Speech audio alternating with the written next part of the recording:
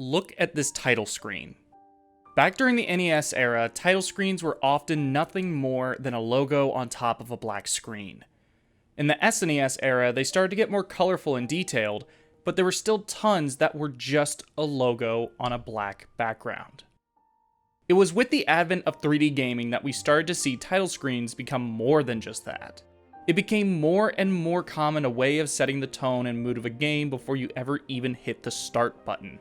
Super Mario 64 bursts open with a 3D rendition of Mario's head, instantly displaying the power and potential 3D gaming had. Halo hits you with its foreboding and mystifying soundtrack as it follows the titular ring before it becomes a blood-pumping war theme. Persona 5 lures you in with its acid jazz-inspired opening before presenting you with one of the most stylized title screens ever created. But it's Xenoblade Chronicles that, to me, is the perfect title screen. Its utter beauty lies in its simplicity and its ability to perfectly convey everything the game is about. You are greeted with nothing more than a wide, vast grassy plain with a big, cloudy yet baby blue sky. In it, you find the Monado and the shells of two Mechon, the game's main antagonistic force. As you let the game's beautiful main theme play, it changes from midday to sunset to night to dawn, showcasing the beauty of the environment and the Monado at all points of time. If I had to pick a single word to describe this opening, it would be world. The Monado and Mechon shells only make up a small fraction of the screen, leaving the rest to be filled with the world of the Bionis. From conception, Xenoblade was always about the world in which the game inhabits. The game's creator and executive director Tetsuya Takahashi came up with a single idea: a game set atop the corpses of two long-dead titans. His desire to explore such a world is what informed every aspect of the game's development. Unlike previous games he created, he wanted there to be a great focus on exploration, leading to large, vast areas with secrets and awe-inspiring sights for the player to find. This title screen puts Takahashi's desire at the forefront by presenting you with this world, and all that inhabits it is a sword and some strange machinery. The Monado and Mechon shells sit there, begging you to explore and discover the mysteries of this place, and to learn about the things that exist within it. Xenoblade needs nothing more than a static shot of the world and a sword to establish its intent. And it's this simplicity that makes it perfect to me. Even the other title screens of the Xenoblade games to follow failed to live up to its excellence. Xenoblade Chronicles is beauty.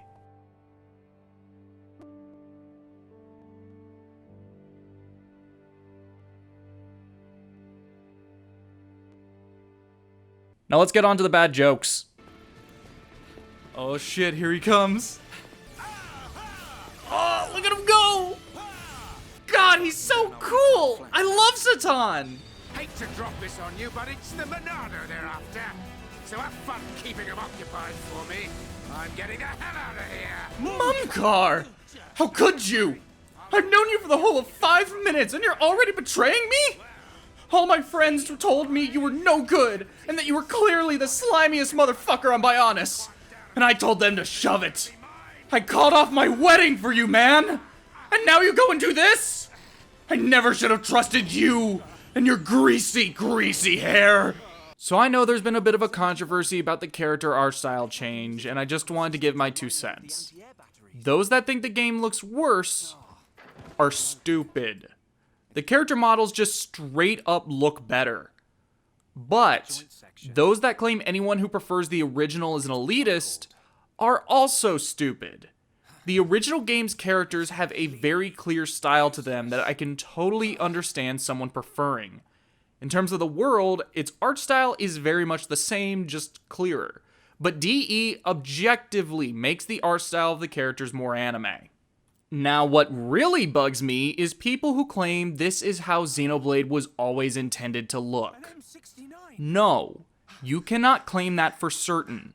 Decisions made today do not necessarily reflect the intentions of 10 years ago. And yes, Xenoblade has always been anime. However, it is a different kind of anime than Xenoblade Chronicles 2. If Xenoblade 1 is Full Metal Alchemist, Xenoblade 2 is Fire Force. And that's all I'm gonna say on this stupid fucking subject. Shulk!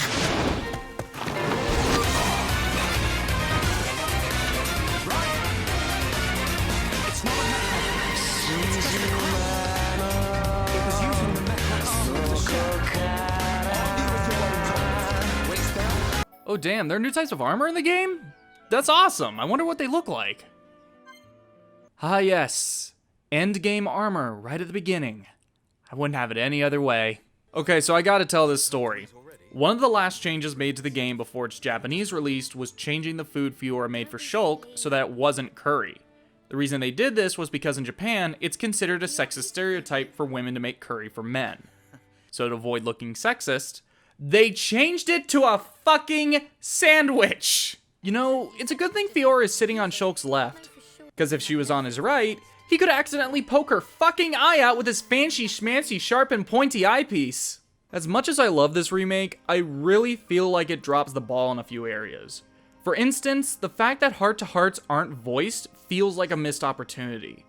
Though I think that's the least of the problems, but I'll get into those later.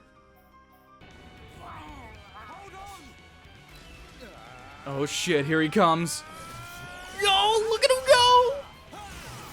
God, he's so cool! I love Jin! I'll kill you! It's been said time and time again, but Jesus Christ, Adam Howden is such a phenomenal voice actor. The whole voice cast does a phenomenal job, with the few exceptions, but Adam truly stands out above all of them. Even with only a handful of roles under his belt, he's still one of my favorites. Shulk perfectly comes across as both a normal, cheerful, yet unsure guy, and a man obsessed with revenge. And it all just flows so naturally. His yells are wrathful and angry, yet pained and sad. They actually sound like Adam is yelling out of instinct rather than Rex's screams of, "I don't want to wake my parents up." Fiora.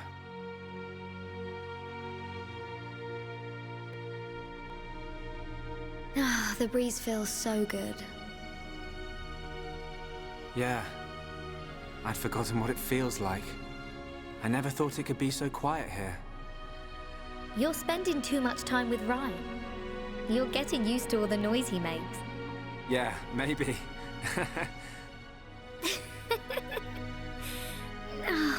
It's so peaceful.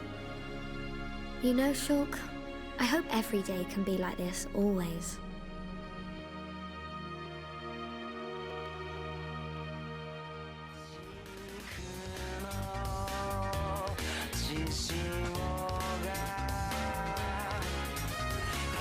Hey.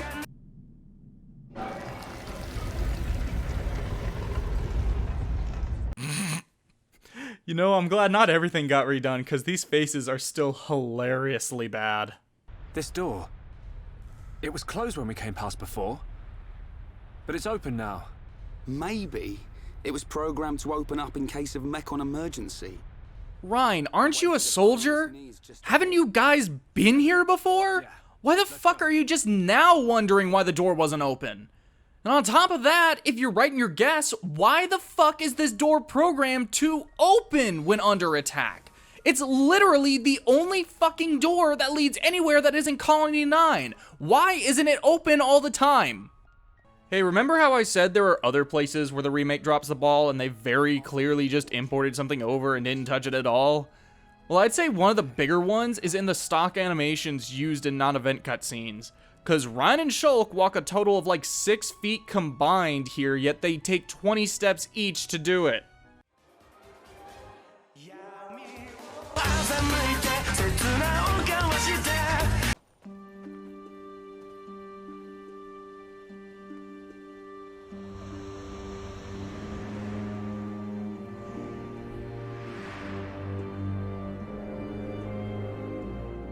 God, this cutscene is just so amazing.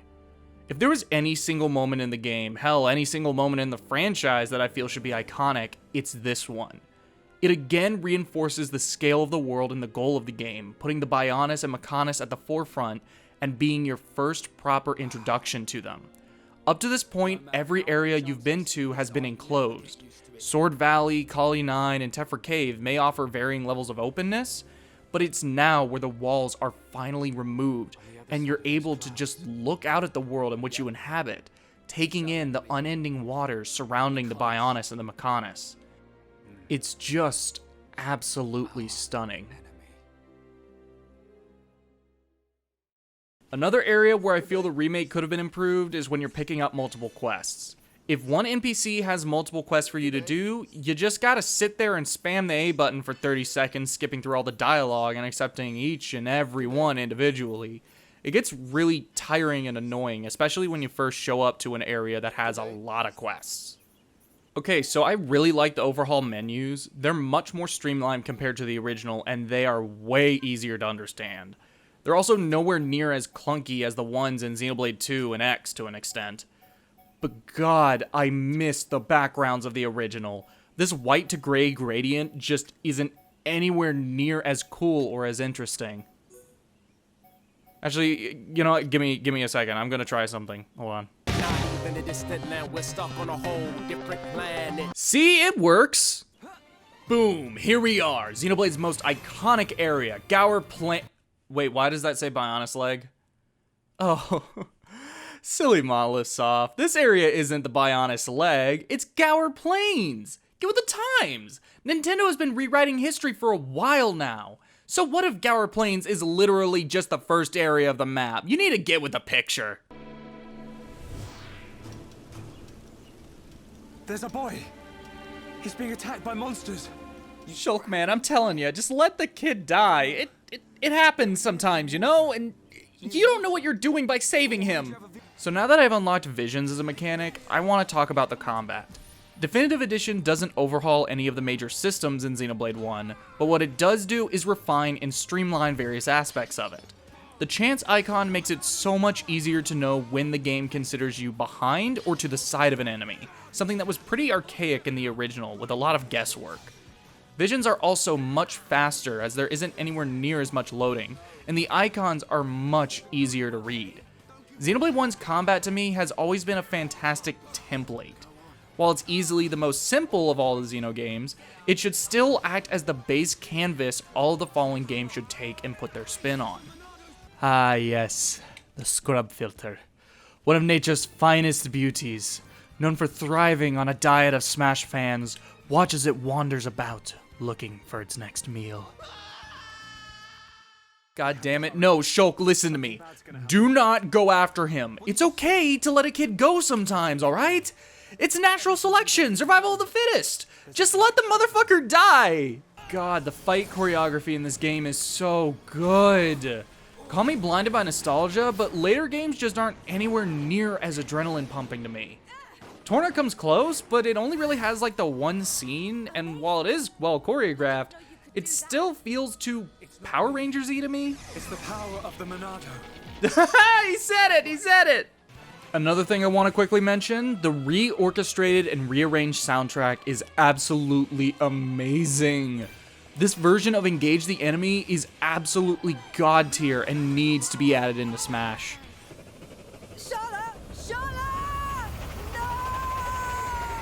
Let him go!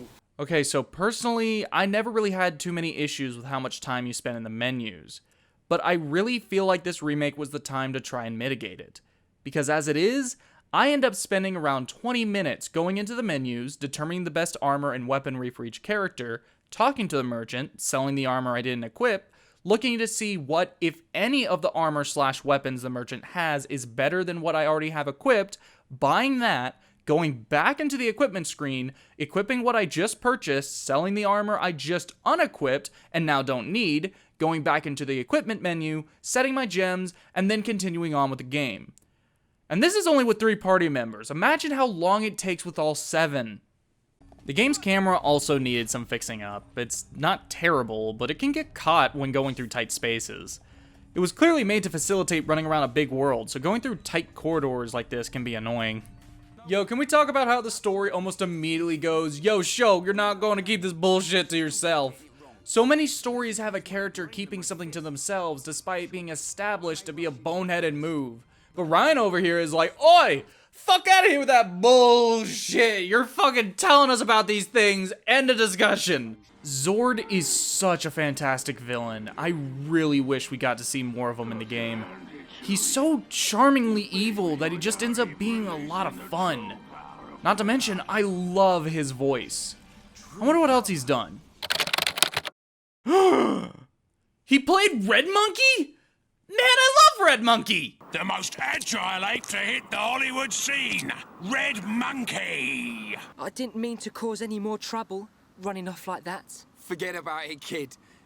We settled the score. Thanks. Yes, but there's still no sign of that Mechon with the metal face. He's the one we're really after. Yeah. Hope I'm not interrupting. I fucking told you! This kid is cursed! Fiora, get out of there! Get out! These screams were music to my ears. Okay, so everything I said about Zord also applies to Metalface. Though you can also add Slimy to that list. Nuts. Now, let him have it, beast. Oh shit, here he comes. Oh, look at him go! God, he's so cool! I love Jin! You did well. Oh hey, it's Mr. Elephant in the room. I like his necklace. But we'll need to go up the lower back first. The lower back? Colony 6 is right at the top of the Bionis leg. So we'll have to head around the waist. Through a place called Sartol Marsh.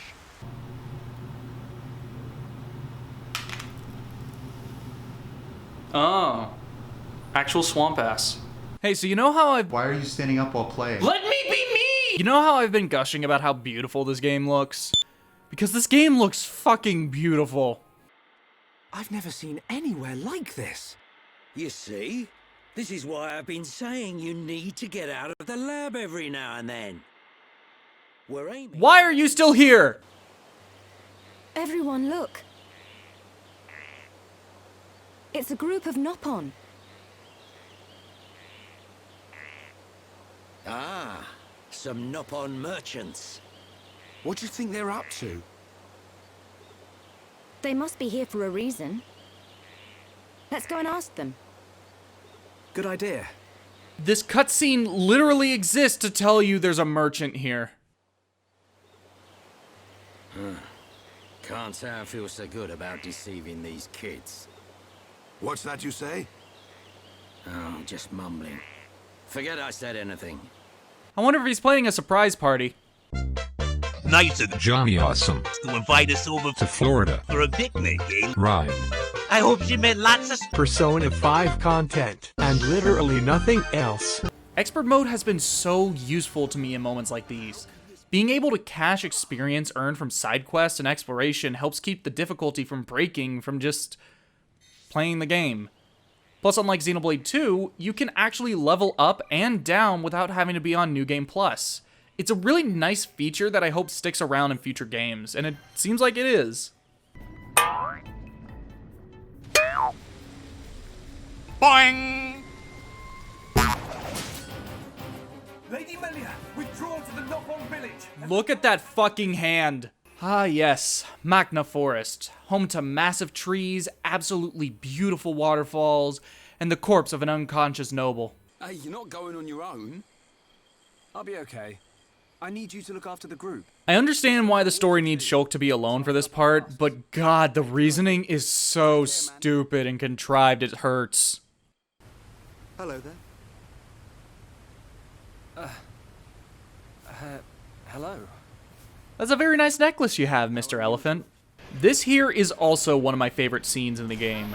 The choreography, cinematography, music, and editing are on the same level as some action movies.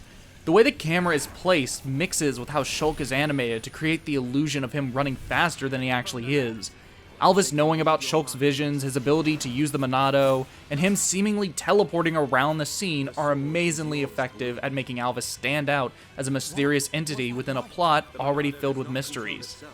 Not to mention, the way Alvis swinging the Monado syncs up with the music makes me wanna fucking come.